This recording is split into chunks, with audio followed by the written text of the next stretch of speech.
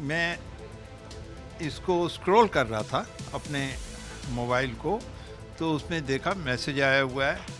मेरी डीपी के ऊपर मेरी सिस्टर और ब्रदर इन लॉ की फ़ोटो लगी हुई है, जिसको मैं अटेंड करके आया था अमेरिका में।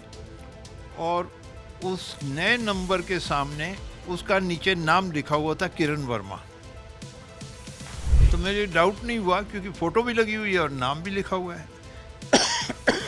मैंने फ़ोन करने की कोशिश की अपनी सिस्टर को, तो फ़ोन मिला नहीं, क्योंकि उन्होंने हैक कर रखा था फ़ोन।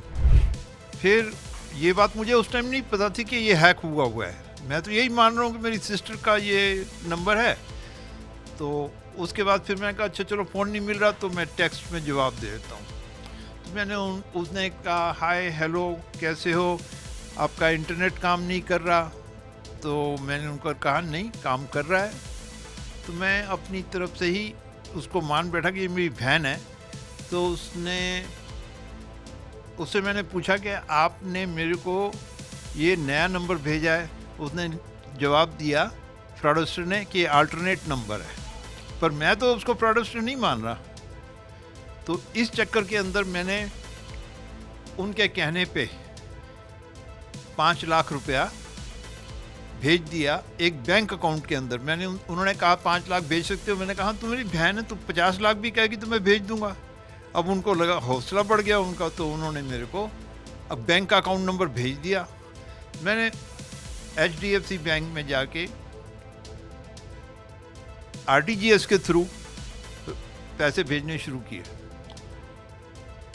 इस तरह से मुझे इमोशनली वो अटैच करते चले गए कि मैंने उनसे फिर उन्होंने मेरे को कहा कि 10 लाख और भेज सकते हो। मैंने कहा हाँ, मैं 10 लाख भेज दिए। फिर उन्होंने कहा 20 लाख भेज सकते हो। मैंने कहा हाँ, मैं 20 लाख भेज दिए। करते करते मैंने 60 लाख रुपए जितना मेरे पब्लिक प्रोविडेंट फंड था वो सारा भेज दिया। अब उसके बाद ये 10 दिन के अंदर होता रहा। और उसके बाद जब मैंने अगले दिन खोला उसी साइट को, तो उसमें लिखा हुआ था कि your daughter has been kidnapped, आपकी डॉटर को किडनैप कर लिया गया है और अब 50 लाख आप नहीं भेजोगे और 2 घंटे के अंदर तो आपको भी किडनैप कर लिया जाएगा, यही आपका हाल किया जाएगा।